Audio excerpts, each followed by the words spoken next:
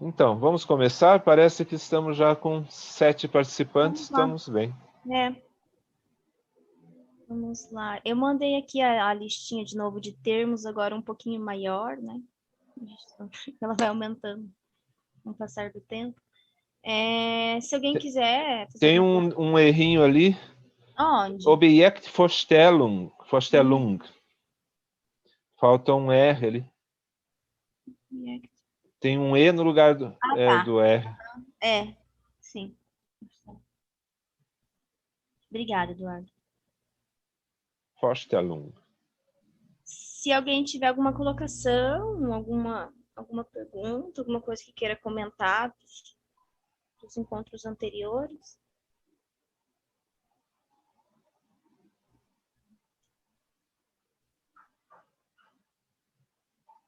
Então vamos seguir.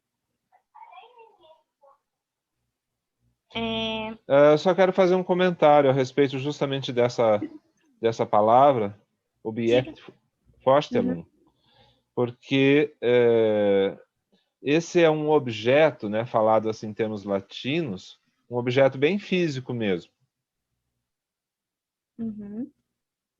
Né? É bem aquele objeto da trigonometria, objeto tridimensional que você, quando você não vê, você tropeça nele. Né? Então, É interessante a metáfora que você usa. Né? Quando você não vê, você tropeça nele. Porque é isso mesmo, né? Não é um objeto da mente, do pensamento. E é interessante porque esse texto ele é de Esse outro 1898. objeto é um Gegenstand, objeto para o psiquismo. Assim, um objeto que pode ser construído, por exemplo, artificialmente, né? Ou que é uma imagem, entende? Não necessariamente real.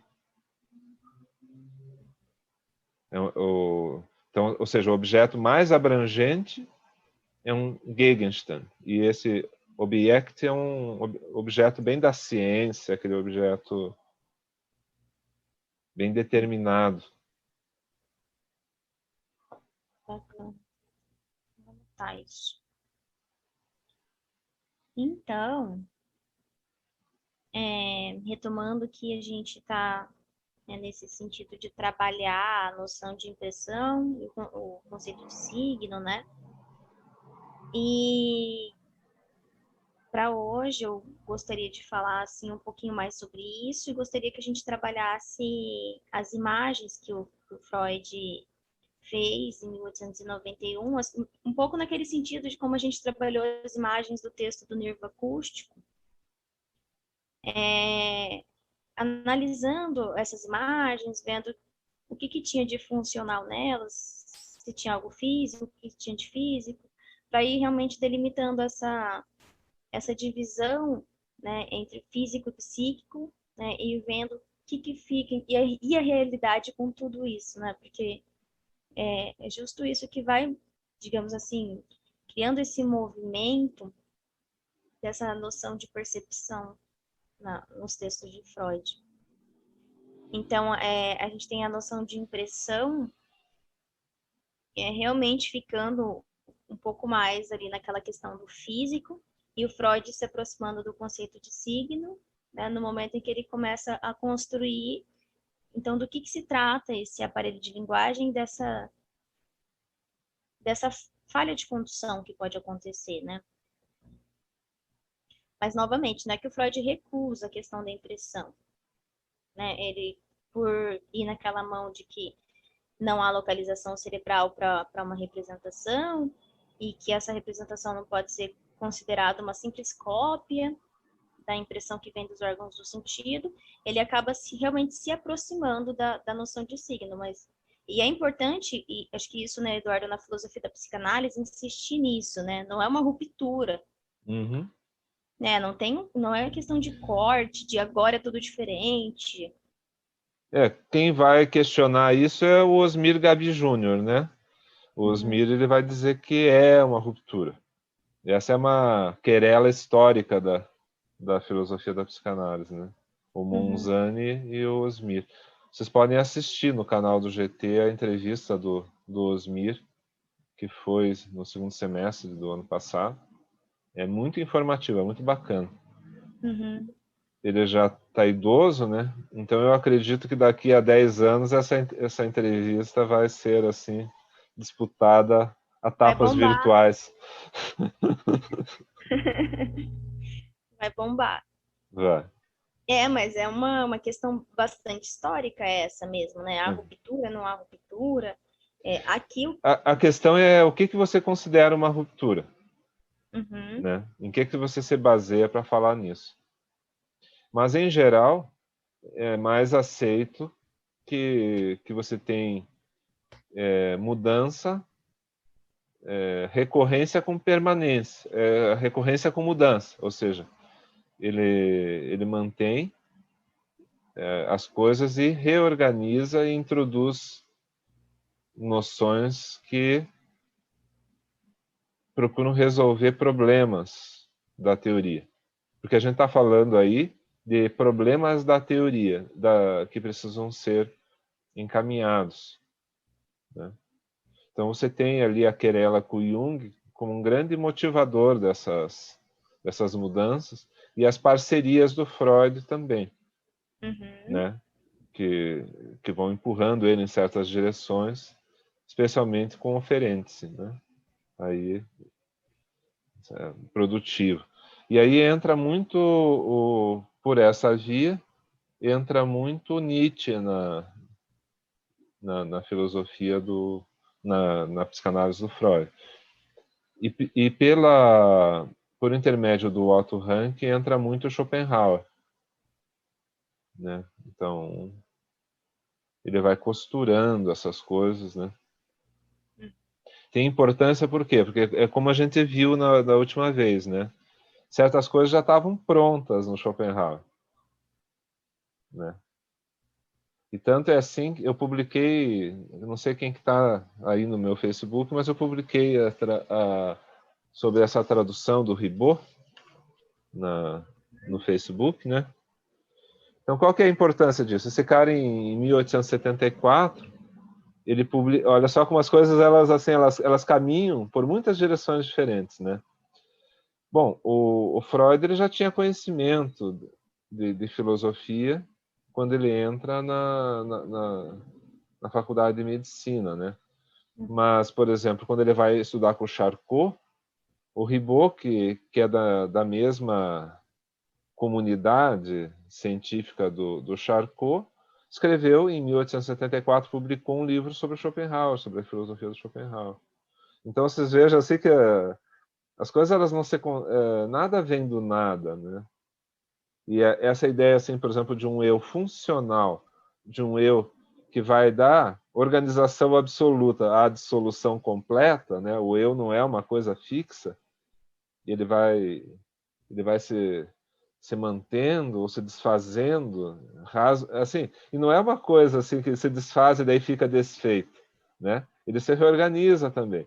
Quando você entra em determinadas situações onde você fica muito nervoso, você se desorganiza completamente, né? O eu fica esfacelado, mas depois ele se reorganiza. Por quê? Porque é uma coisa funcional, não é uma coisa física, né? É uma coisa do modo de funcionamento do psiquismo, né? Não tem uma entidade, uma alma, né? Agora, vai falar isso, né, pro Olavo de Carvalho, né?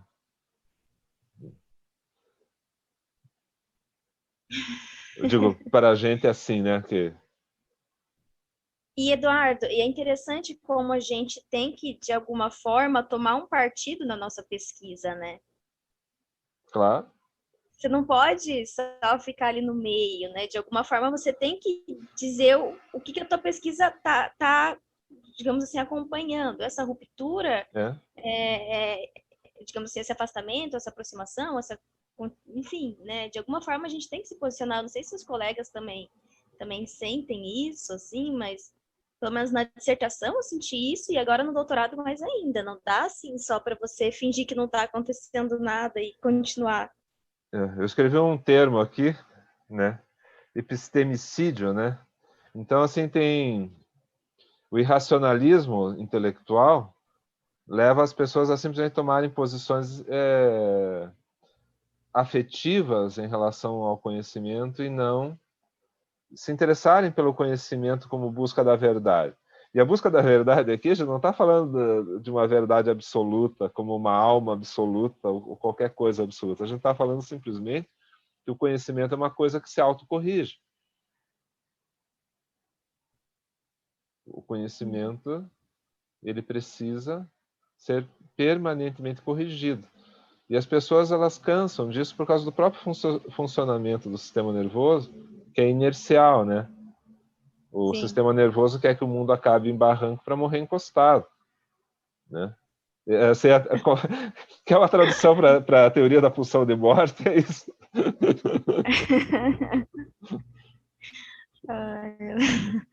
Essa foi boa. Mas acho que é uma questão. Que o mundo acabe De bem alguma forma a pertinho de gente uma tem, a rede, porque gente daí não eu morro pode. balançando, tomando água de coco, né? De alguma forma a gente não pode passar por ali sem dizer o que nós estamos propondo, né? Isso não é porque é uma tese, né? Acho que até na dissertação, em qualquer pesquisa que a gente vai fazer. É. Então, o grande problema não por exemplo, o problema não é desestabilizar a psicanálise, né? O problema é encarar a psicanálise como ela é, ou seja, como uma construção. E que Não é o pode ser trabalho de um desconstruída, né? gênio, Você tá sabe? ali fazendo o É, teu trabalho, ano que vem pode vir outro trabalho que vai derrubar tudo, mas tudo é, bem. é que isso aí deve ser motivo de interesse, não motivo de tristeza e desilusão, né? Por exemplo, todas as coisas que a tecnologia vem a nos dizer sobre o funcionamento do sistema nervoso, né, o funcionamento neuronal, vai precisar de uma teoria para interpretar isso. E quais as teorias que existem para você interpretar isso? Né? Basicamente, uma teoria psiquiátrica e uma teoria psicanalítica. O resto é muito fraco. Né? Então, não adianta simplesmente entender, por exemplo, a neurociência como algo que vem, como muita gente entende por aí, né, como alguma coisa que vem a combater a psicanálise. Tá vendo? Agora a gente tem a neurociência, não precisamos dessa outra coisa que não é ciência, que é a Teve psicanálise. um encontro, Eduardo, que você teve que sair mais cedo, acho que por causa do colóquio, e aí eu contei para eles que na minha época de faculdade tinha um professor que era da neurociência que passava na porta das salas, assim, enquanto a gente estava tendo aula de psicanálise, batia na porta e ficava gritando Freud's dead, Eu sei Freud's quem dead. é, eu já ouvi muito falar disso. Eu falava, ai meu Deus, então assim, que coisa, né? Realmente como É, se fosse não, assim, outro, né? Esse aí, de saudosa memória, entrava na sala e dizia assim, Freud era um cocainômano. Ai, meu Deus. Daí eu posso É gritar também, complicado. Thomas de Quincey era um comedor de ópio. Nem fumar ele fumava, ele comia. Tá. Ainda assim, é um dos maiores escritores da humanidade, sabe? Isso aí é um argumento ad hominem, né? Quando você não tem um Tem argumento, mais o que falar e aí quer você pegando. ataca a pessoa, né? Então, É. Eu e acho que assim, foi também um pouco disso que aconteceu naquela capa de revista que eu tava falando. Quando é. você não tem mais o que atacar, você se apela, né? E mesmo quando você Mas quer, aí isso só mostra que está mais vivo do que nunca, né? Se exato, precisa atacar é porque tá, porque ainda faz incomoda, efeito. né? Ainda É, incomoda bastante. Isso, é uma Agora, o defesa, fato é né? que a sim. psicanálise ela precisa voltar a dialogar com a sociedade. O, o pior Precisa. do lacanismo enquanto loucura verbal, né, é criar uma espécie de linguagem cifrada que ninguém entende, né? E ficarem Cortou mesmo. felizes. Cortou? Tá. Esperar um pouquinho. Quando vocês sentirem que está melhor?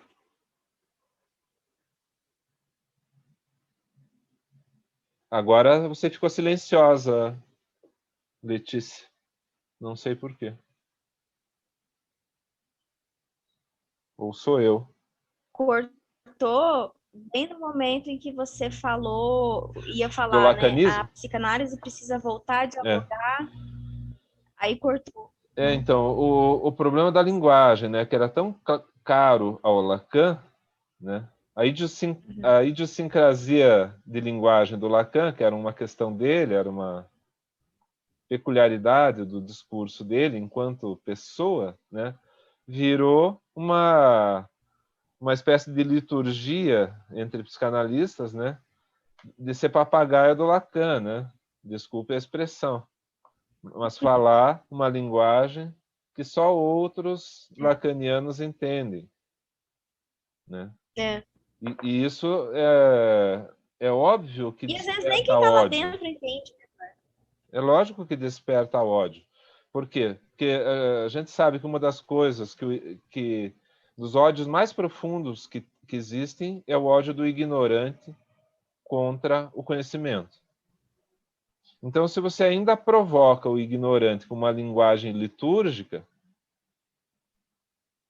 ele vai ficar, obviamente, fazendo uma campanha, né? Agora, a pergunta é, por que a psicanálise precisa disso, né? Ainda mais sendo Lacan, porque Lacan ele fala em estilo, Lacan é um cara preocupado com a linguagem. Então, por favor, né, desenvolvam a sua própria linguagem, né? Imaginem, pensem em Proust, em Dostoiévski, querendo escrever como Homero ou querendo escrever como Flaubert, sabe? Assim, não faz sentido.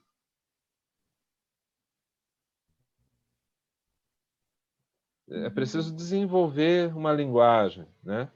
E a terminologia, ela precisa ser traduzida constantemente, até para você exercitar, como nessa questão de orientação e de dar aulas, né? Você precisa exercitar a comunicação.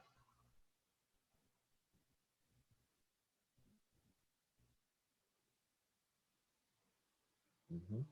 Mas continue, Letícia.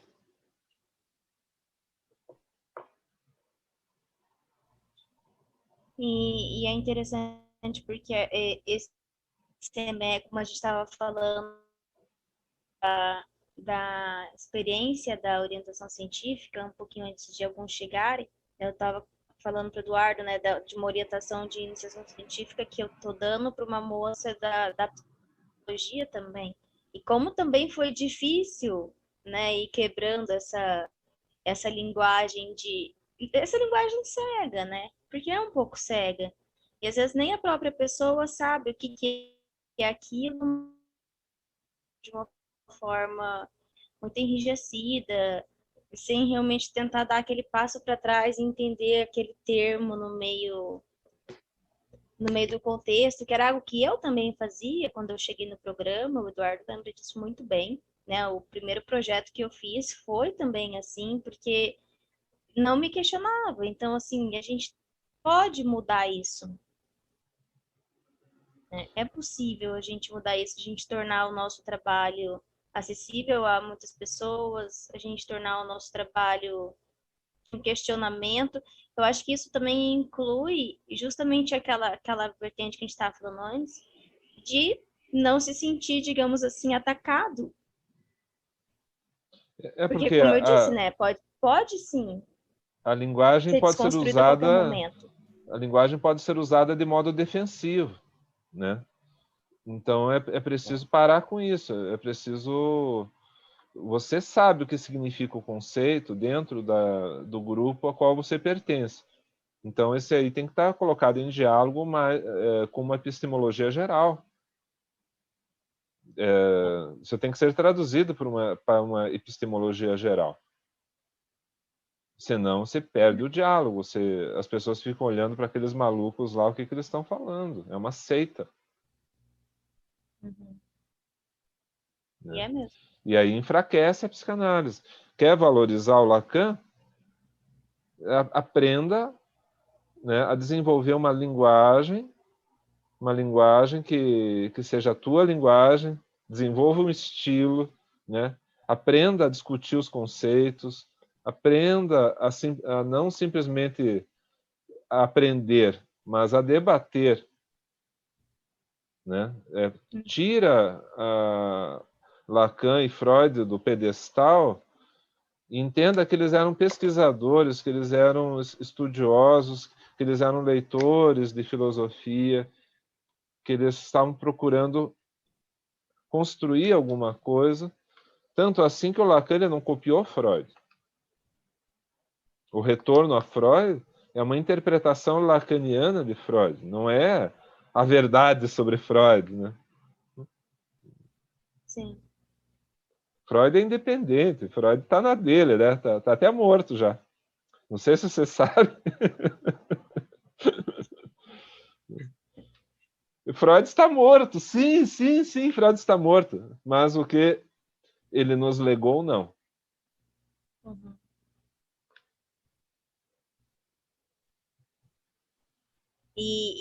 Por exemplo, na minha pesquisa, né, nessa construção que eu vou acompanhando desse modelo físico-psicológico, digamos assim,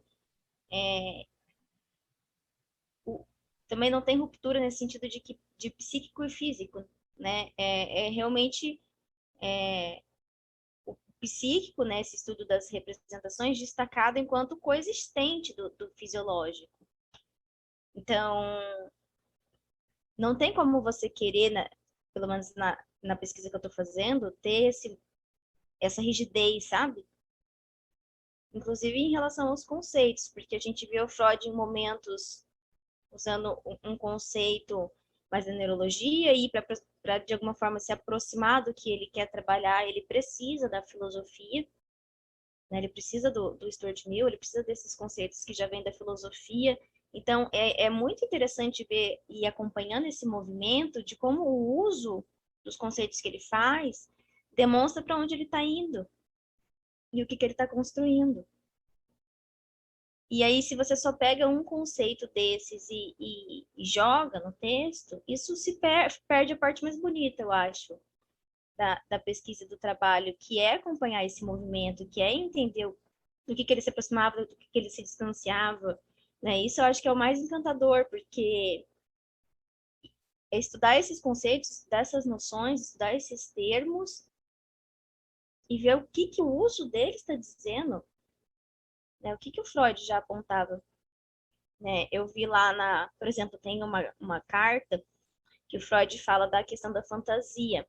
Só que antes ainda de abandonar a teoria da sedução, antes de ter uma construção mais sólida a respeito do que ele acreditava ser a fantasia, mas que ele usa um termo em alemão, que eu não me lembro agora, tem que ele ver dos meus escritos, mas que já naquele termo já apontava que talvez algo fosse ser desconstruído um pouco mais para frente, né? Que já apontava que, bom, talvez haja invenção, né? Algo da ordem da invenção, da ficção. E veja, um único termo numa carta. Para mim isso é algo muito rico. Então, continuando, ali na minha pesquisa. O Freud, então, ele começa a se questionar o que restaria da impressão no aparelho de linguagem, né? Porque para ele, cada excitação decorre, digamos assim, de uma impressão física. O que você vê, o que você sente, o que você escuta.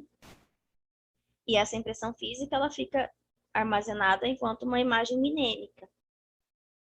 Então, é um processo, né? E ele destaca algumas imagens minêmicas, que ele fala a imagem acústica, imagem de som, né?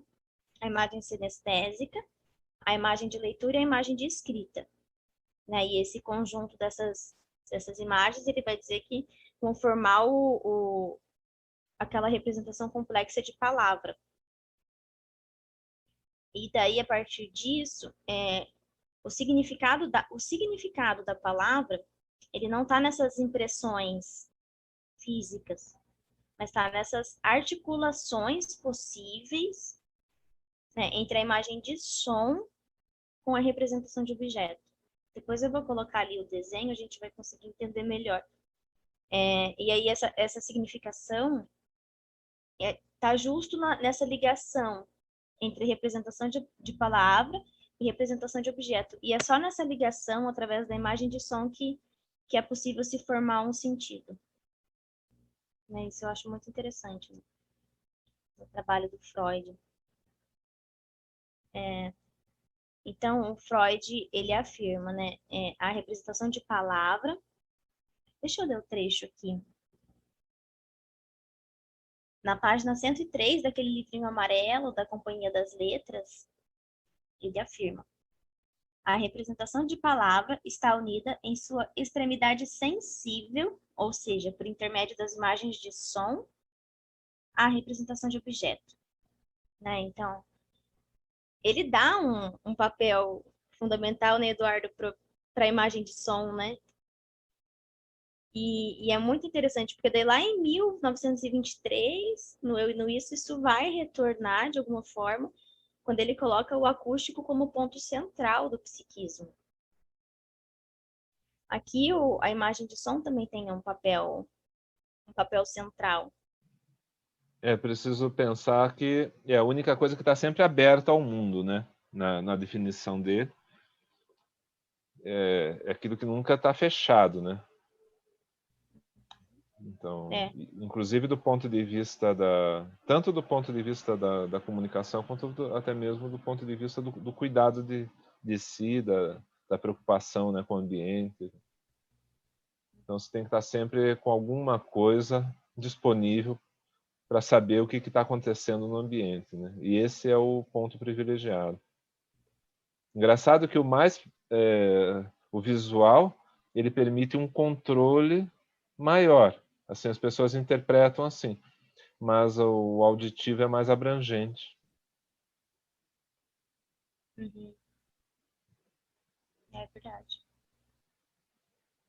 E então a gente vê que nesse texto, né, realmente não se trata só do fisiológico, mas também do psíquico. E é o primeiro texto em que eu acho que isso fica bem claro, assim, na teoria do Freud, nos estudos dele. Porque ele envolve justamente essa atividade de associações de representações. Eu acho que o grande ponto central, acho que eu diria, da questão do psíquico nesse texto, acho que é isso. Né? E aí, esse interessante, né? Voltando nas questões de tradução, eu coloquei aqui outra questão que eu queria falar. Essas traduções, assim, às vezes equivocadas que acontecem, que às vezes, ao invés de imagem de som em uma tradução, eu encontrei impressões sonoras. E aí, justo agora, né, que eu tô apresentando, assim, essa pesquisa sobre a noção de impressão e, enfim, do que ela significava nesse texto, essa tradução, impressões sonoras, a gente pode ver o mal-estar que pode causar. Porque a gente viu justo o Freud usando esse termo impressões quando ele estava mais próximo da neurologia, e aí quando ele começa a se distanciar da neurologia, a impressão para ele se trata já de outra coisa. Né? E aí quando vem essa tradução de impressões sonoras, ao invés de imagem de som ou imagem acústica, isso causa um ruído na interpretação do texto. Não sei se vocês concordam comigo, mas eu acho que é algo bastante grave, assim, né? Porque quando a gente está falando de imagem, a gente está falando de uma representação. Quando a gente está falando de imagem, é porque o Freud já está nesse movimento distanciado do dos neurologistas e se aproximar realmente para o psíquico. Impressões sonoras não é a mesma coisa de imagem de som. Tô errada? Não, né? Não é a mesma coisa, porque a gente está vendo justo a distinção entre o uso do termo, da noção de impressão para a noção de significação ou de signo.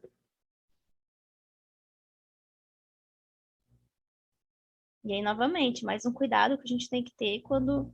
Mas, ô Letícia, explica melhor por que você acha que não tem, né, que tem diferença. Então, porque justo o que a gente está acompanhando é que o que o Freud entende por impressão, novamente. Primeiro, ele se questiona se restaria da impressão, o que restaria da impressão no aparelho de linguagem. E ele pensa, ele chega à conclusão de que, bom, cada excitação decorre de uma impressão física. Impressão física que você vê, o que você sente, o que você escuta. Esse conjunto de impressões físicas, eles ficariam armazenados em conjunto enquanto uma imagem minêmica. Para, a partir disso, formar, então, a representação do que é uma imagem de som. Isso para o Freud. Porque nesse sentido, é como se fosse uma moldura, né? Uma coisa que está exatamente como você fala de um quadro, né? Você já formou uma imagem. Isso. Mas com esse conjunto de impressões físicas, né? Que são algumas impressões físicas, não é só uma. É um suporte, né? Digamos assim, uma estrutura de imagem. Isso, uma estrutura de imagem. Cria, e aí, quando a gente cria uma termo... borda, como esse quadro aqui onde a gente aparece. E aí, quando a gente usa esse termo impressão sonora, né, Eduardo, é como se fosse apenas essa impressão física que ficou, de alguma forma, armazenada igual ao mundo externo, igual ela foi apresentada no mundo externo. Uma única impressão que fica armazenada. Você diz o Eindhoven, é uma impressão no sentido figurativo. É assim, aquele primeiro contato que você tem, geralmente gera uma impressão do tipo. Uhum. Né? Apenas digamos assim, um traço, enquanto essa outra impressão ela já está constituída no contexto das outras impressões, né, das outras informações que você tem por outras vias também, por exemplo, até mesmo conceituais. E aí, nisso, do que se trata a imagem de som? A imagem de som é justo esse conjunto de impressões físicas que formaram imagens minêmicas. Uhum. E aí, se a gente traduz a imagem de som por impressão sonora, causa, assim, acho que um ruído no entendimento do texto. Na verdade, não fala do que está sendo dito, né? Que é exatamente essas impressões terem uma consistência, né? Adquirirem, então... É por isso que lá no projeto ele vai falar de energia ligada, né, também. Porque ele está preocupado com esse processo também. Por que as coisas sempre não passam, né? Por que não é tão simples assim? Mas assim, por que vai adquirindo consistência ao ponto de no ser humano se formarem conceitos, né? Se a gente pensar em termos de Eindhoven, não vai formar conceito. Agora, se a gente pensar em termos... tanto assim, quando você pega e diz assim, olha, você vai ter uma coisa duradoura a partir disso, né? Daí ela já vai se transformar em algum modo, né, em build, né? Uhum. À medida que essas Eindhoven são duradouras, elas vão se transformar numa imagem contextualizada, né? E é por isso que no texto do Nietzsche, né, sobre verdade e mentira no sentido extramoral, que é um texto que vocês deveriam ler para entender melhor isso aí, todas essas impressões, né, no sentido originário da palavra, são metáforas visuais, auditivas daquilo que a gente está captando diretamente. Mas à medida em que isso vai formando um conjunto de impressões consistente, aí você já não está mais falando de nada de fugidio, você está transformando metáfora em conceito também, em termos de linguagem. Então dá para vocês fazerem uma transposição semelhante. Mesmo que você não tenha conceito, aquela imagem ela vai ficando mais consistente. Então você faz associações a respeito, por exemplo, de uma projeção futura, né, do comportamento daquela imagem, por exemplo, em função do fato dela ter uma consistência. Agora, se for só uma impressão fugidia, né, uma, uma impressão isolada que não tem ainda, não está caracterizada num contexto, aí você possivelmente não vai criar um traço mnemônico suficiente para poder fazer uma associação. E aí essa coisa passa. Não quer dizer que ela não venha a ser recuperada depois, né? Por exemplo, você vê aquilo uma segunda, uma terceira vez num contexto, e você já conhece o contexto, mas não conhecia aquilo, aquilo passa a se integrar no contexto. Pode ser que na primeira vez você nem tenha reparado.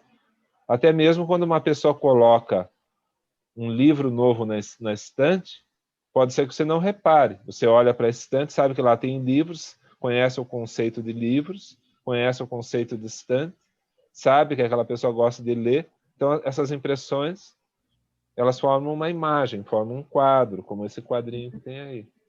Então, essa diferença ela é bem clara. Agora, quando você repara que tem um livro novo na estante, você pode passar um mês olhando para a estante e não ver o livro novo, porque a outra pessoa não falou para você que comprou. Daí você olha lá e diz assim, o livro do Ribot que saiu agora. E estava lá o tempo inteiro. A carta roubada, né? Aonde que você vai esconder a carta roubada? No lugar mais óbvio, né? Aos olhos do outro. É. Então essas imagens, né, que tem uma configuração determinada, elas já estão associadas a conceitos, né? E as outras não. Então vocês vejam como é um processo complexo. Impressão. É um processo complexo não só da forma, porque a informação da imagem, né, ela se dá espontaneamente, né? Agora, para você organizar a imagem, né, já o próprio bebê, ele vai levar um certo tempo, né, para sair de uma visão mais abstrata do mundo, né, onde, na verdade, ele se confunde com o mundo, mas não apenas ele se confunde com o mundo conceitualmente, no sentido que não há separação do sujeito e objeto. Ele se confunde com o mundo também porque ele não consegue nem organizar fisiologicamente o mundo. Essas imagens, elas sequer estão integradas. Então, nesse caso, a gente está num ponto anterior ainda. É preciso que o sistema nervoso primeiro aprenda a fazer essas imagens fugidias, que são como transposições, né, do real, metáforas imagéticas do real. Que a gente pensa assim, a imagem é o que proporciona a metáfora, mas a gente não pensa que ela mesma já é uma metáfora. E que ela, para ela se organizar como ela aparece, precisou de todo um processo que envolve a própria possibilidade de você perceber as coisas organizadamente. Até o amadurecimento do sistema nervoso, né? Quando a gente vai pensar em termos de neurociência, por exemplo, aonde que está a conexão? Está aí. É só prestar atenção nisso, né? a imersão no significado, né, ela é uma ponte entre o que existia antes, o discurso paterno, materno, toda a linguagem que existe em torno da gente, que vai incidir sobre nós e que vai nos ajudar a organizar, porque o pai e a mãe vão dizer assim, olha só o Chocalinho aqui, que bonitinho, olha, ele está rindo para o Chocalinho, não está rindo para o Chocalinho coisa nenhuma, ele tá vendo um monte de bolinha colorida e está achando aquilo muito engraçado. Sabe, toma um ácido, você vai ter a mesma relação com as coisas. Você começa a ver um monte de coisa que não existe. Entende? Mas assim, não é que não exista. Existe porque alguém vê. Né? Só que não é a visão que a gente espera, aquela visão organizada. Né? Então a gente fica atribuindo. E essa lógica da nomeação, que é uma lógica bem lacaniana, né? As coisas elas existem porque elas são nomeadas. Mas isso não quer dizer que não haja uma receptividade. Isso é uma má leitura do Lacan também, achar que não há receptividade, que você é uma bolinha de carne, né? Uma almôndega ambulante antes de ser devidamente... Tem que haver, né? O problema da fantasia originária é uma coisa que a gente tem que prestar muita atenção nisso, porque são as conexões entre o não existir e o existir de um ponto de vista humano. Né? O que nos dá base, que nos dá possibilidade de nós captarmos esses signos de linguagem, essas concepções formadoras, né? Porque se você não tem uma base, tenta ensinar um cachorro a falar. Né? Ele entende um monte de coisa. Eu sou uma prova viva de que os cachorros entendem, porque eu me comunico maravilhosamente bem com o meu cachorro. Só de olhar para ele eu já sei o que ele está pensando, o que ele está querendo, entende? Porque ele é expressivo. Agora, quando eu digo para ele, vai lá e pega a tua guia para a gente poder passear infeliz. Ele não pega, não adianta eu ficar nervoso com ele. Né? Então, há uma limitação. E essa limitação é a base, a possibilidade de. Então, a neurociência está aí. É aí que mora a neurociência. Agora, como que você organiza tudo isso? Qual é o processo? Você vai ter que ter uma teoria. Né? E essa teoria, ou você vai procurar nos manuais de psiquiatria, ou vai procurar na psicanálise. Daí você entende, você pega e conecta. Tá, isso aí é uma coisa extremamente complexa. Esse equipamento que a gente tem é um equipamento extremamente complexo, interessantíssimo. Né? Tanto o cérebro é condição para o psiquismo, como o psiquismo é condição para o próprio cérebro funcionar. E não adianta nada você ter um equipamento lá desorganizado. Assim, tem um carro em casa, mas aprenda a dirigir. Né? Porque senão aquilo ali pode ser um Porsche, pode ser uma nave espacial e você não vai conseguir tirar aquilo do lugar. Né? Pode te proporcionar uma visita a Marte, mas para isso você precisa ser astronauta. Né? Então, quer dizer,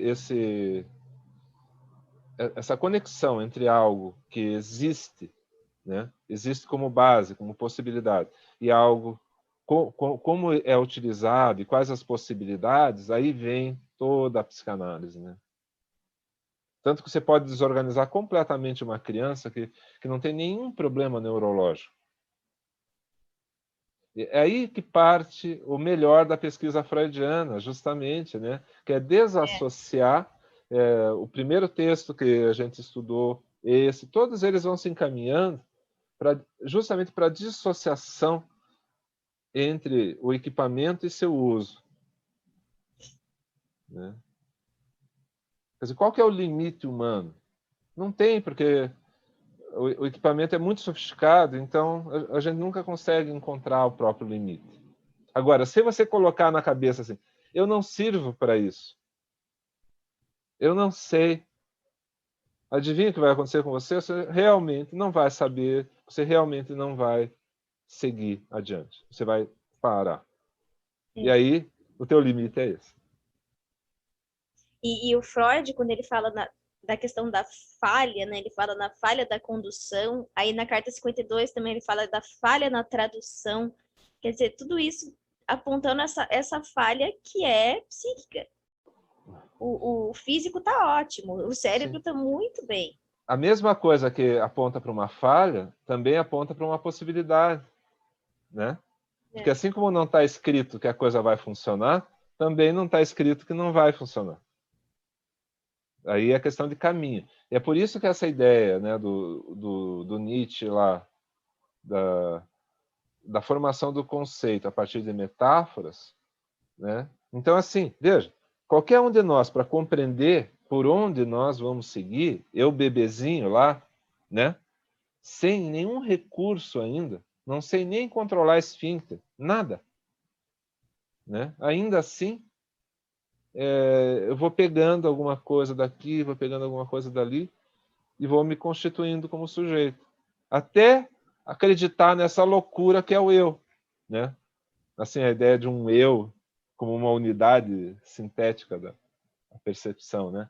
Ou seja, a percepção no sentido de formar coisas completas, né, íntegras. O próprio eu começa a olhar para si mesmo assim, né?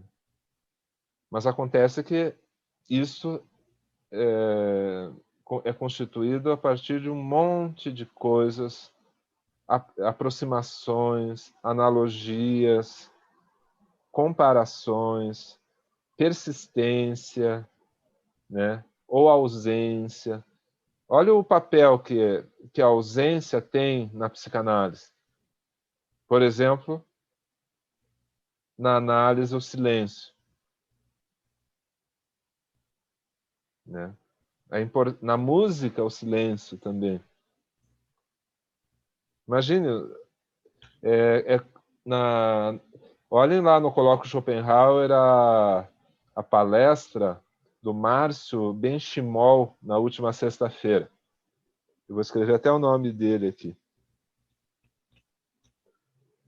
Vocês vão entender o que eu estou falando, porque ele fala muito disso lá.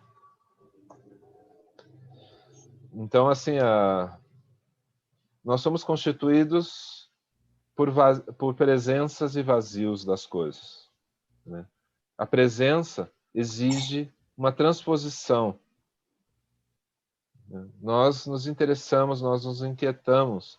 Então, é por isso que, de um ponto de vista teórico, né, a gente já avançando muito em relação ao que a gente está aqui, nesses textos iniciais do Freud, né, você vai ter a questão pulsional, né, como a cessação, né, de um estímulo ou de estímulos cuja intensificação exige algum tipo de descarga, né?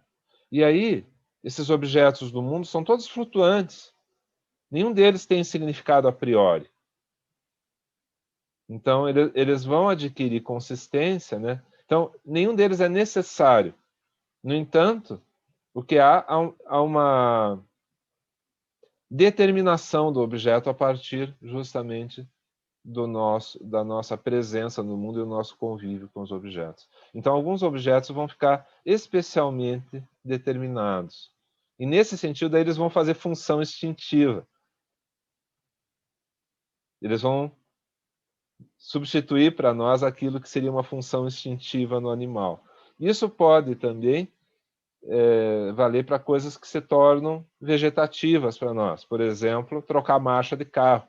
Ah, mas eu não tenho carro com marcha. Mas não interessa, é só uma imagem. Você já viu o carro com marcha, né? Você nunca dirigiu, você viu que tem, né? Eu sou das antigas, gente. Aliás, eu continuo comprando carro com marcha. Eu gosto de ter a autonomia de trocar a marcha. Mas aí mostra que eu já sou obsoleto, né? E é interessante, né? Pelo menos no meu caso, quando eu fui trocar de carro, o rapaz falou: você não quer fazer um test drive no carro automático? Então, não, acho que não dá certo, porque esse negócio é meio estranho, acho que eu não vou me adaptar. É super resistente realmente a pelo menos tentar. Então, mas veja, porque a coisa acaba adquirindo um contexto semelhante ao do instinto, né? E isso também faz a gente questionar essa ideia de instinto no animal. É lógico que, como ele tem uma compreensão do mundo mais estreita, ele vai se adaptar de um modo mais estrito em relação ao contexto. Bom, isso acontece assim no humano também, né? Psicologia de massas. Estamos aqui em 2021. Esse é o ano de psicologia de massas. 100 anos de psicologia de massa e análise do eu. Então, gente, quem se comporta como massa, como ser humano, né, está exatamente nesse contexto de limitação, né, que faz com que o comportamento fique padronizado. Daí a gente vai dizer que isso é instinto, né? Então, aquilo que a gente chama de instinto no animal, a gente tem que abrir o olho também, que há, por exemplo, o animal que convive com o ser humano também adquire maior maleabilidade de alvos. Porque não tem ovo mexido na natureza, certo? Agora, o cachorro ele não quer comer o ovo mexido e ele não vai ignorar a ração para comer o teu ovo mexido? Qual é o instinto? O que tem de instintivo nisso? Instintivo é comer, né? Mas assim, então a gente tem que pensar assim, esse discurso que separa demais a animalidade do humano também é um resquício do dogmatismo religioso na psicanálise. Entende? Então, é muito mais simples de você entender, assim, olha, se o mundo é mais complexo, você se torna também mais complexo. Os seres se tornam mais complexos. Inclusive, eles se adaptam fisicamente de um modo mais complexo. Existe um tipo de interação com o ambiente que divide mais as coisas. Há um campo de possibilidades. Se eu estou aqui e tem ovo mexido, pronto, o ovo mexido entrou no meu panorama. Eu formo uma imagem disso depois de um tempo. Seu cachorro ouve você mexendo em panela, ele está deitado na cama pegando solzinho de outono, lá no quarto, no fundo do apartamento. Mas como ele tem um bom olfato, né, e uma excelente audição, ele vem se chacoalhando do quarto, extremamente atento, já sabe exatamente o que está acontecendo. Né? Então, isso para dizer o quê? Essa diferença desses dois tipos de imagem, né? Essa diferença, primeiro que ela não é exclusividade humana. Mas o que aconteceu com o humano? Aconteceu que a gente hipertrofiou a consciência. Então, com isso, a nossa conexão afetiva com os objetos do mundo se tornou mais instável também. Né? Então, como a gente se construiu por meio de linguagem e cultura, isso ampliou extraordinariamente o leque de possibilidades. Então, vai haver um distanciamento maior também entre esses dois tipos de imagem. Uma imagem que é uma impressão fugidia e uma imagem que tem uma consistência de linguagem, que forma um quadro. Mas ela não forma um quadro sozinha. Ela forma um quadro com um conjunto de possibilidades de impressões que você tem na tua vida e teve já historicamente. E isso, inclusive, permite, no caso do ser humano, fazer projeções futuras. É só eu ficar aqui que logo, logo ele vai fazer ovo mexido. E o cachorro, estou falando do cachorro já. Entende? Ele consegue antecipar. Imagine a gente.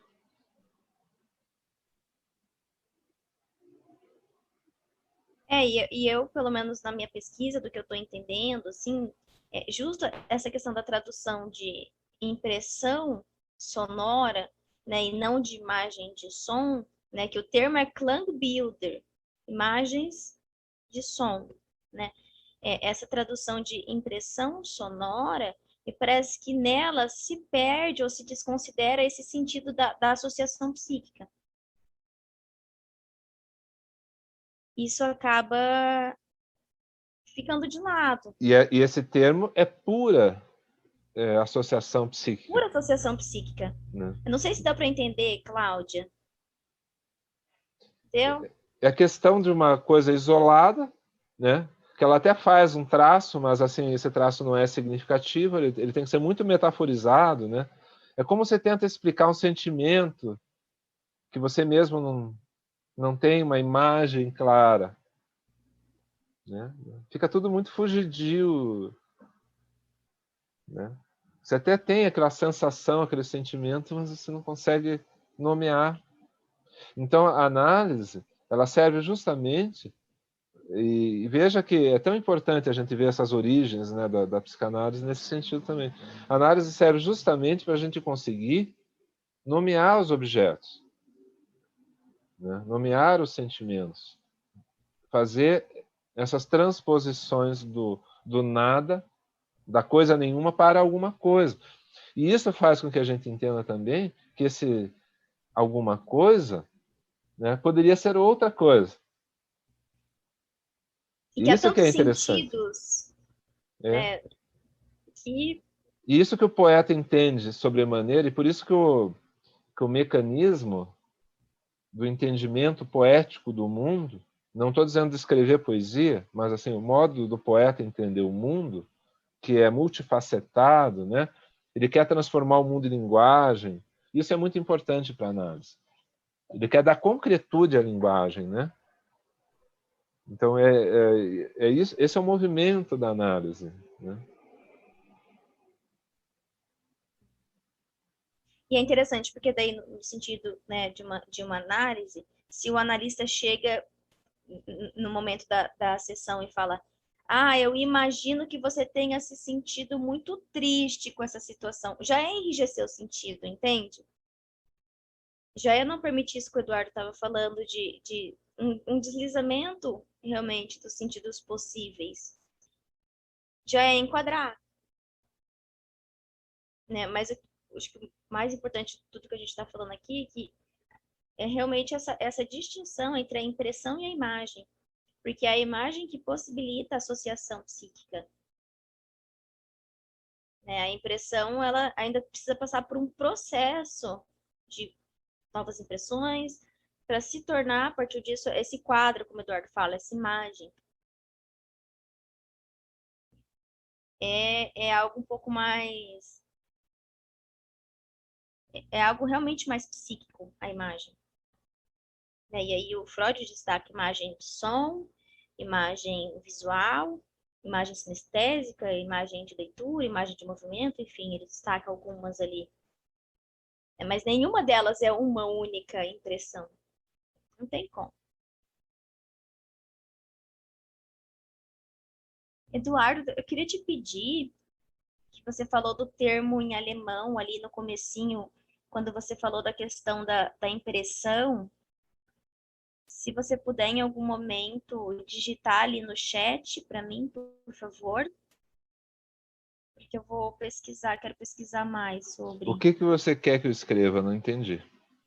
Você falou do termo em alemão para essa primeira impressão. Uhum. Esse termo, por favor. Porque daí depois eu vou pesquisar mais. Acho que interessa a todo mundo. Esse termo aqui que você já escreveu. Eindrücke. Esse mesmo. Ah, não. Uhum. Então, parece que eu tinha entendido que era outro. Não. O Eduardo, você também falou de um texto do Nietzsche, né? Verdade e mentira no sentido extramoral. Tá. Ele está na coleção dos pensadores. Ele é um texto incompleto. O Nietzsche nunca completou esse texto. Uhum. Mas ele tem uma primeira página extraordinária assim da história das letras. Tá. Vale a pena ler assim, Eu vou ler também. só Eu para acho que ter eu tô nesse contato livro com o histórico. texto. Mas basicamente assim, o que vai acontecendo, né? Todo o nosso contato com o mundo, nosso contato humano com o mundo é formação de metáforas, né? Só que essas metáforas, elas são inicialmente visuais, auditivas, elas não são ainda linguagem verbal, né? Inclusive, a organização fisiológica do olhar, da audição, já são metáforas. Isso interessa bastante ao Antônio, Uhum. pela pesquisa dele, né? Então, assim, Não existe existe uma organização que permite a comunicação, mas de verdade, a gente não sabe qual é a imagem que uma pessoa vê quando vê uma imagem, né? E, assim, tanto assim que quando você se coloca diante da mesma tela, bota todo mundo na frente da mesma tela e pede para descrever. As pessoas vão descrever coisas diferentes, se elas não tiverem o mesmo referencial. Se elas tiverem o mesmo referencial, daí vem a malandragem. Elas vão utilizar... Por isso que eu alerto sobre essa questão do uso da linguagem. Especialmente a filosofia nesse sentido é perda da inocência da linguagem, né? As pessoas vão usando a linguagem, elas vão se acomodando porque elas... isso aí é conformidade, né? A palavra. Eu vou até escrever aqui para vocês não perderem, né? Isso aí é um conceito, né? Que está na psicologia, que não é exatamente um conceito psicanalítico, né? Mas é um conceito interessante, porque existe uma certa... É um conceito interessante, inclusive, para a psicologia de massas, né?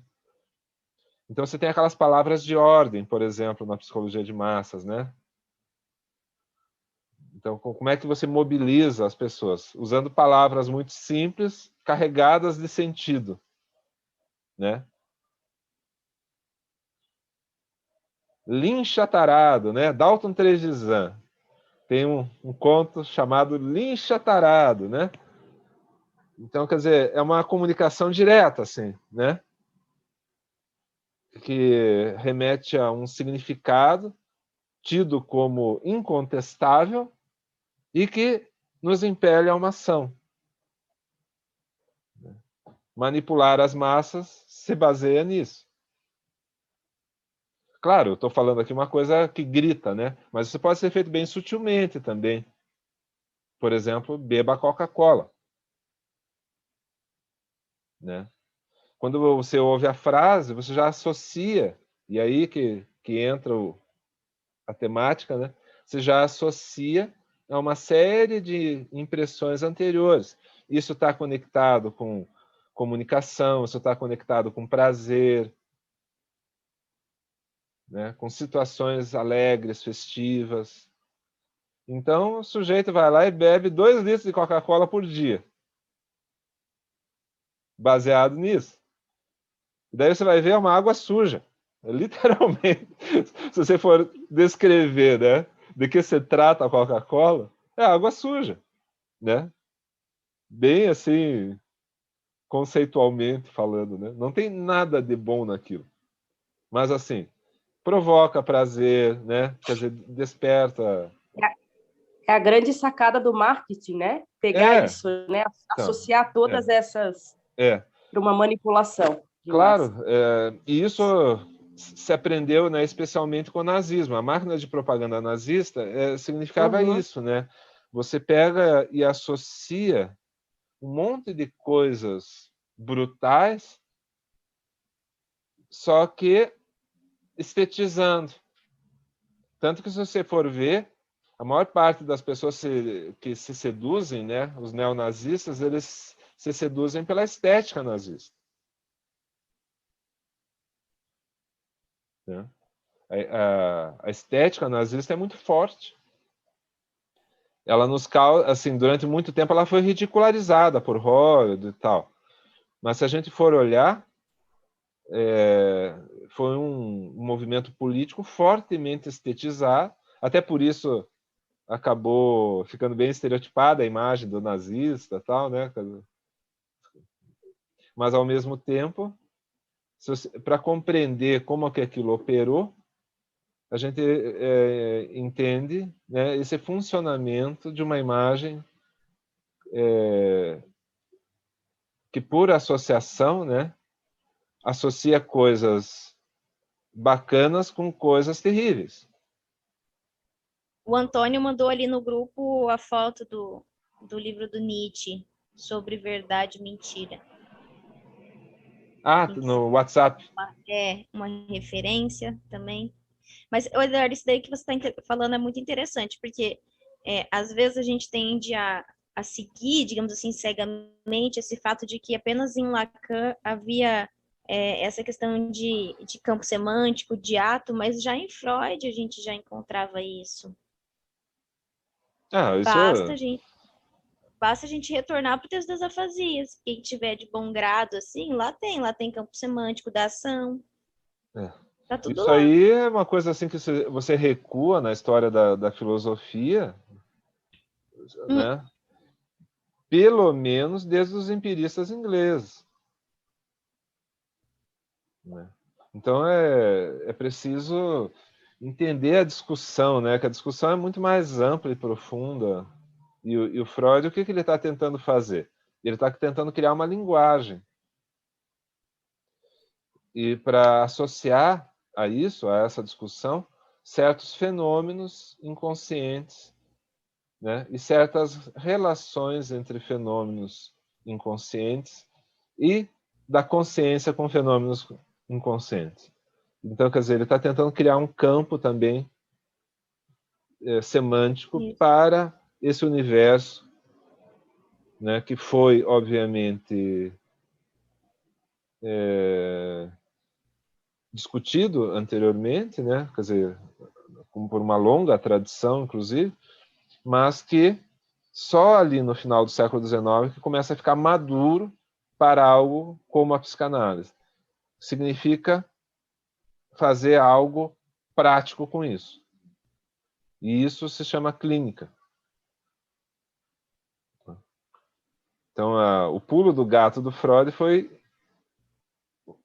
justamente por essa associação com a ciência, transformar toda essa discussão, que era uma discussão teórica, num campo prático, num saber prático, né?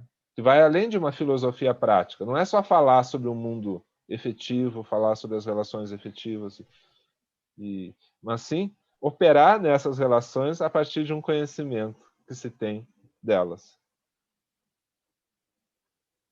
Né? E é lógico que não foi o Freud que iniciou isso, mas o contato dele com os franceses, por exemplo, porque a psicologia alemã era uma psicologia experimental, né? Era uma psicologia teórica, os experimentos feitos eram experimentos muito pontuais, assim. Os franceses estavam já num embate um pouco mais amplo, embora fosse muito teórico também, e assim, e muito vago, vamos dizer assim, né? Eles não sabiam exatamente o que eles estavam fazendo. O Freud, ele estava ali meio que no centro de um monte de coisas, né? E ele tem essa característica, ele faz uma montagem de coisas que interessam para ele para dar conta dos objetivos que ele tem. E nesse sentido, ele faz aquilo que a gente vinha falando na outra terça, que é na, na, na terça anterior, eu acredito, há 2 semanas atrás, que é a ideia de encantar a realidade também, né? Tem esse aspecto de sugestão, né? Tipo, você preenche um espaço, inclusive utiliza esses conceitos heurísticos, né? Conceitos que não estão diretamente ligados com a experiência. Para quê? Para organizar a experiência. Para proporcionar justamente uma imagem. Não uma impressão fugidia, uma imagem mesmo. Uma boa imagem de algo. Por quê? Porque para você poder fazer o conhecimento ter sentido, fatalmente você vai colocar nesse conhecimento uma interpretação para juntar, né? Para transformar essas informações que estão soltas em conhecimento. A diferença do Freud é que ele é ousado desse ponto de vista. Ele não tem medo de constituir um campo de conhecimento.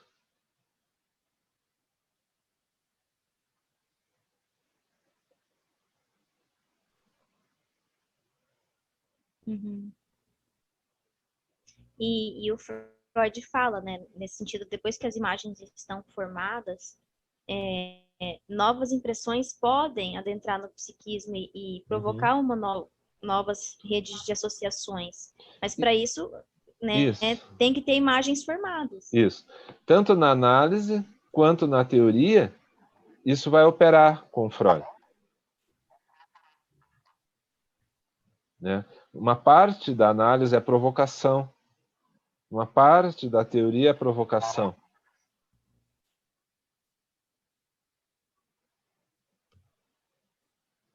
Então, para você essa poder questão formar... Pode falar, Letícia, desculpa. Pode falar.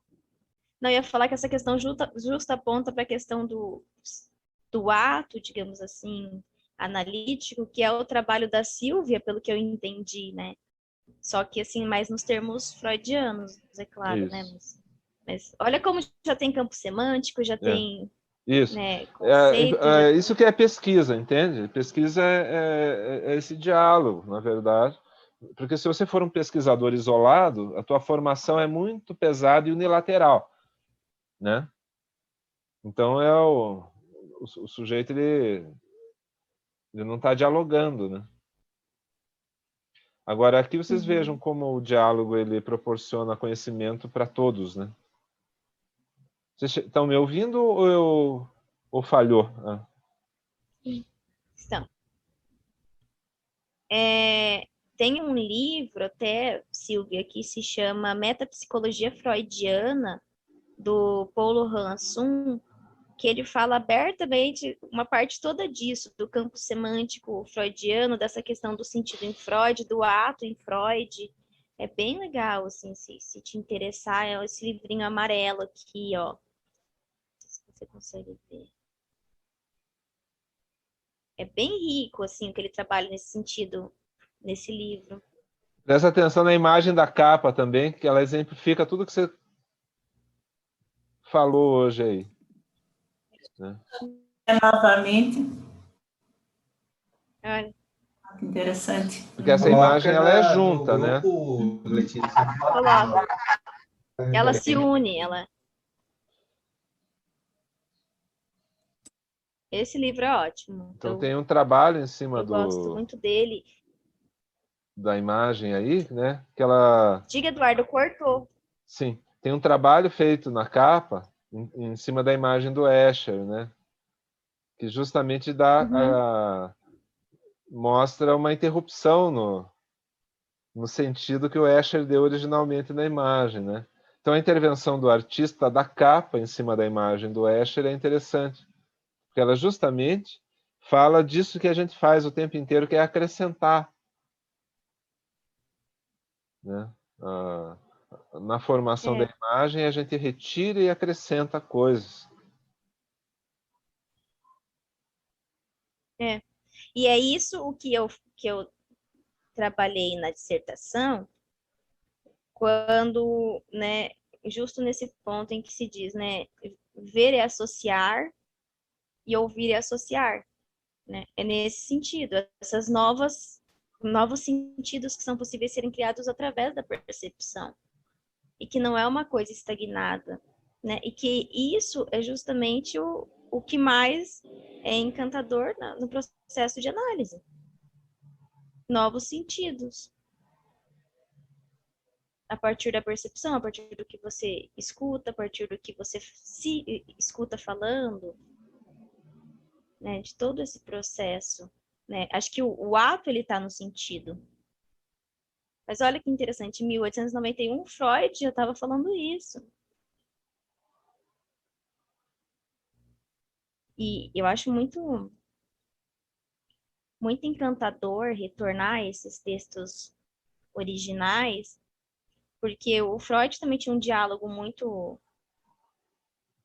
interessante até com a filosofia, embora alguns momentos não, mas nesse momento, por exemplo, que a gente vê o Freud se aproximando da questão do conceito, se aproximando da questão do sentido, é uma aproximação da filosofia, não é da neurologia. E tem uma parte ali do texto, na página 116, que o Freud fala, né? A atividade associativa do elemento acústico encontra-se no ponto nodal de toda a função da linguagem. né? O que é o elemento acústico? É a imagem de som. Né? E veja, ele coloca como no ponto nodal de toda a função da linguagem. E aí, em 1923, ele destaca o elemento acústico como ponto central do psiquismo. É interessante acompanhar esse movimento. Porque é do som, né, que vem a palavra. É do som que vem a palavra, né? Então é por isso que é o ponto nodal, mas especialmente do psiquismo humano. Uhum. Porque nós somos seres de linguagem, nós não somos seres naturais. Mas isso não quer dizer que a linguagem não seja natural, ela é natural. Só que não do jeito que a gente usa. Do jeito que a gente usa, ela vai além do natural, né? Então a gente foi criando técnicas ligadas à linguagem. Uhum. Assim como a gente cria técnica em relação aos objetos, em relação ao fazer, né? Esse fazer, ele evolui pelo falar. Por exemplo, quando um mestre transmite para o discípulo a arte, né? De qualquer natureza. E depois a gente vai ter o conceito de pulsão invocante, né? É invocante, é isso? Como é fundamental, então, a Lacan, questão... né? Acho que não é em Lacan, é os lacanianos depois, né, que falam isso, mas o quanto o som é importante, então, na constituição do sujeito, né, do humano, né?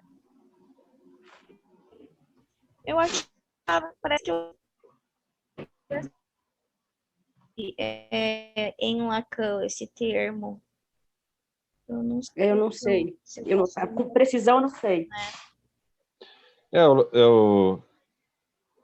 Ele O fala pulsão Lacan, escópica e sim, pulsão invocante no mesmo exato. texto, Ah, né? isso. Então, a ideia é assim, né? Introduz a voz como objeto da pulsão, né? Então, é invocante nesse sentido, ao lado do seio, a pulsão oral, das Isso. fezes, a pulsão anal, e do olhar, que é a pulsão escópica, né? Isso é Sim. lacaniano.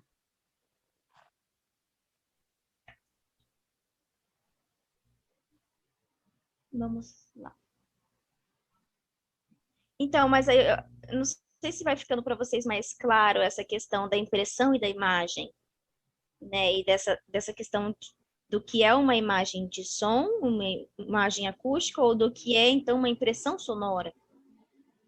E nesse momento em que está essa tradução de impressão sonora, é justo naquele momento, Eduardo, daquele desenho em que o Freud constrói, né? Representação de palavra, representação de objeto, e o que une os dois como a imagem de som, ali está como impressão sonora. Então, eu acho que a gente não, no meio de tudo isso, que a gente não pode perder de vista, assim, para Freud, é que há impressões, essas impressões podem realizar associações, mas para que isso seja possível, deve haver imagens formadas conceitualmente. Imagem de som, imagem sinestésica, imagem de leitura, imagem de movimento. Essas imagens que ele vai trazer quando ele vai demonstrar a representação de palavra. E é esse processo psíquico que possibilita que toda palavra conquiste o seu significado para Freud. E ele usa essa expressão, né? Conquiste o seu significado.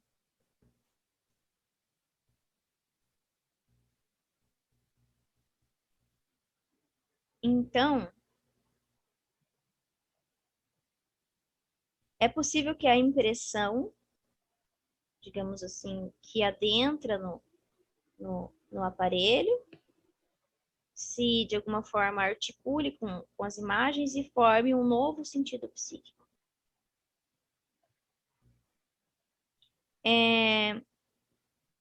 Também nesse sentido, o Stuart Mill, ele entendia que a associação de duas ou mais ideias resultaria em ideias diferentes daquela que, digamos assim, compõe essas ideias particularmente, né? O que também leva o Stuart Mill um pouco além da noção de impressão, né? Porque se é possível essa associação de duas ideias resultando em uma nova ideia, a gente vê mais ou menos do que o Freud está se aproximando aqui.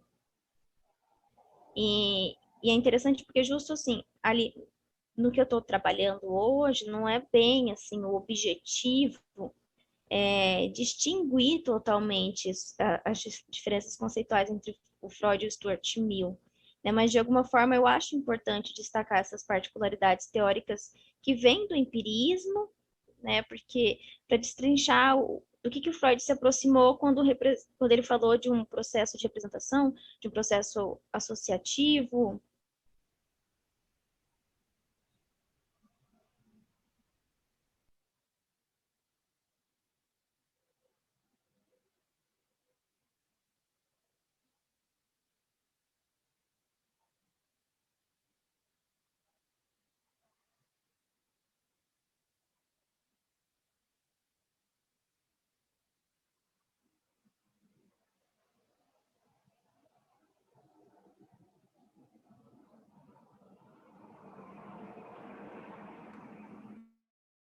O que o Freud nos oferece, assim, não sejam bem amostras explícitas, assim, que afirmem que o Stuart Mill teve essa influência sobre ele, essa concepção de cientificidade psíquica me parece que está muito ligada entre as duas teorias. E não apenas essa influência sobre o conceito de representação de objeto, a noção de representação de objeto, acho que foi muito maior. Embora acho que o próprio Freud, né, não tenha deixado isso bem claro ali no texto dele. Isso não ficou muito esclarecido, mas é algo que eu acho importante trazer. Então, novamente, nessa passagem aí que tem o Freud passando do localizacionismo anatômico para essa funcionalidade do sistema, o Freud precisa das associações linguísticas. E ele parte para isso do conceito de signo. Tá no cantinho para vocês, Zeichen. Falei certo, Eduardo?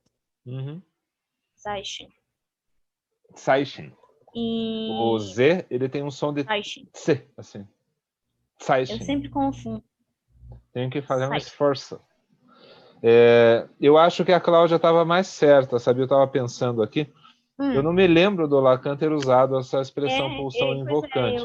Eu acho que a única expressão que ele usa, depois a gente pode conferir, é demanda.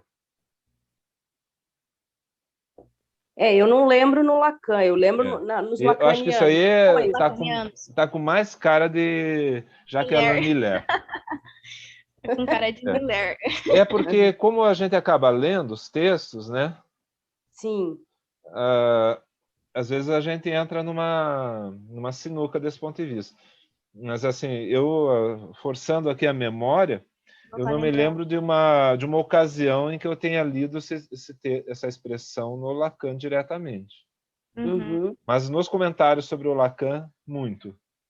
Isso. Né? Mas quando eu penso no Lacan, eu sempre penso no termo demanda, né? Quer dizer, demanda. Uhum. E essa demanda, ela é sempre de dupla via, né? Ela nunca é de mão única, né? Uhum. É interessante, né, como a gente é poluído, digamos assim, né? Tem que ser cuidadoso, né? Então, assim, você fica pensando, assim, acho que não. Será? Porque não adianta, né? Porque como tem uma massa de informações muito grande, em algum momento você vai atropelar as fases, né, da interpretação das coisas. Isso se torna, né, importante devido justamente ao estilo da nossa civilização também atual, né? Ela é muito isso, muito invocante, né? É muito uma civilização de demandas, né? Produção de demanda, né? Então, o próprio capitalismo se baseia nisso, né? Em inventar, resolver problemas que nós não tínhamos antes. Uhum. Uhum. De certo modo, o nosso psiquismo humano, ele tem na sua base isso já, né? Porque se for depender daquilo que o bebê tem originariamente, a coisa fica meio estagnada, né? Tanto é assim que muitas coisas não são de fato adquiridas, né? Muitas vezes, ou por violência, ou por falta de contato, né? Por várias razões. Então é preciso dar um lugar para isso. Só que, obviamente, a nossa civilização transformou isso num paroxismo, né? Uma hipertrofia da demanda, né? E isso gera muita angústia. Uhum. O efeito da cultura, Uhum.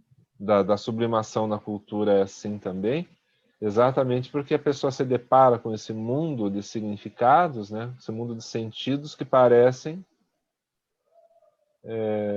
solicitar, né? Uma resposta. Então a gente fica assim numa exasperação de informação, de objetos de consumo. Isso Esse gera sentido que muita você angústia. disse é focante. É muito se esvazia, né? No exagero é uma coisa que esvazia, que não, né? Você fica numa roda viva, só respondendo demanda, né? E se coloca numa posição também de demanda, né?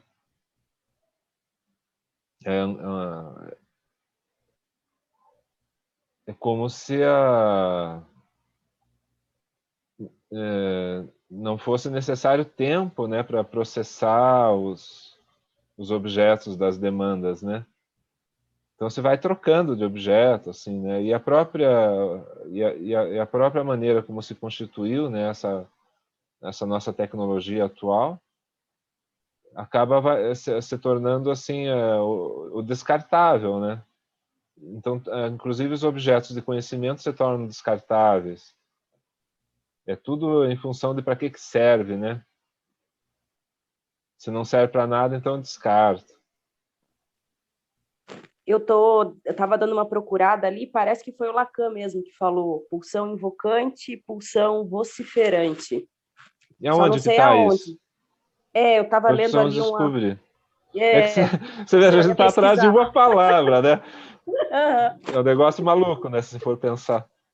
é, A gente fica se incomodando com isso. Mas Incomoda mesmo. é porque isso tem um sentido, né? É localizar o primeiro uso do conceito, né? uhum, E por que ele foi trazido, né? É bem esse trabalho que eu acho que é muito rico, assim, do E que parece assim, da que se pesquisa. for assim mesmo, né? O que é, aconteceu é que ele utiliza isso no contexto do discurso dele e, de repente, uhum, isso é hipertrofiado no contexto da psicanálise, né? Acaba se uhum. tornando uma espécie de... Acaba ganhando espaço, né? Na discussão. Quando ele está falando da constituição do sujeito pelo grande outro, né? Que convoca, e aí parece que ele fala isso, Uhum. Tem que da ver pulsão. Aí teria que pesquisar com mais se calma. é isso mesmo, né? Quer dizer, ou se já não é a tradução, né? Porque a noção de demanda é que foi transformada nisso. Agora, aí tem que ver Certo. exatamente qual é o ponto de conexão, né? Eu procurei bem rápido ali na internet, então né, bem. Não é preciso. É. Mas assim, né?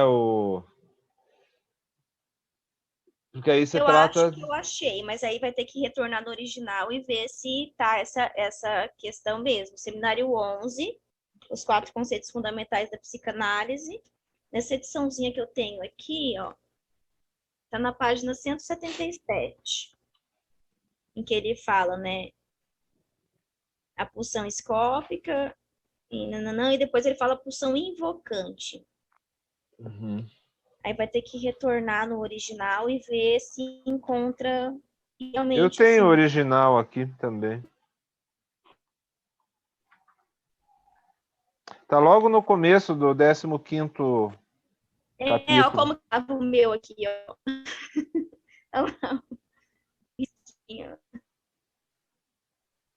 Você disse qual página? É porque eu não fazia esse trabalho de retornar ao original, então. Não sei. 175? 77. 77. A tua edição tá meio diferente da minha, então.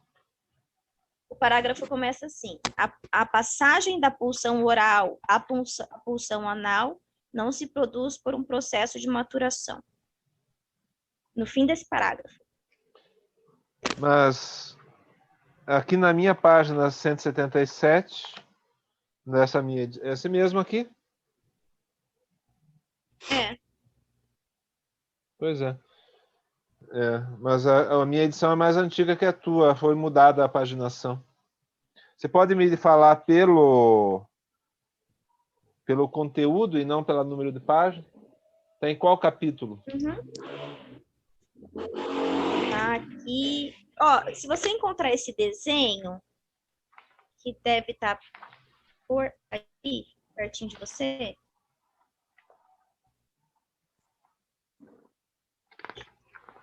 Querido, gente. Esse desenho, na minha edição, está no 169, talvez seja a mesma do Eduardo. Isso, 169. 169. Aí você vira uma página e já está na página seguinte. Então, não é no avesso do desenho, mas já na outra. E aí começa o parágrafo, a passagem da pulsão oral à pulsão isso é página anal. 171 dessa edição aqui. Que está...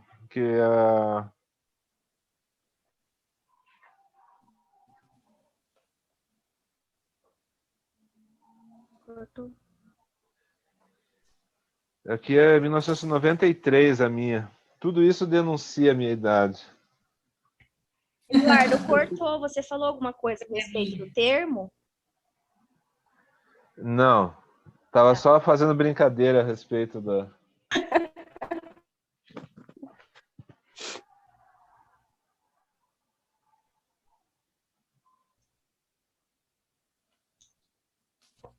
Mas tem que realmente retornar ao original para ver se tá.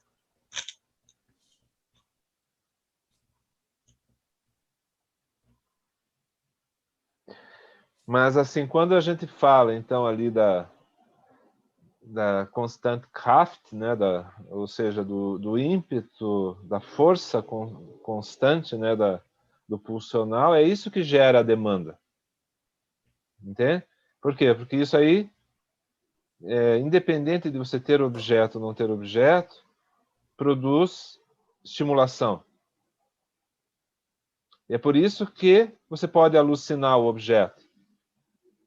Entende? Por quê? Porque você vai ter que produzir uma descarga, né? Então, essa demanda, ela precisa, inclusive, ser nomeada, né? Então, não é assim que a criança esteja com fome, precisa de comida. Ela, literalmente, se debate, né, como um prisioneiro contra as barras da sua prisão, né? E essa prisão é a ausência da linguagem, né? Então, a linguagem ela se encontra com essa força constante do pulsional, que também é a força constante do instintivo, né? A única coisa que o instintivo, como ele se conforma a alvos fixos, sazonais, então ele coloca um ritmo na demanda, né? Coloca a demanda sob uma batuta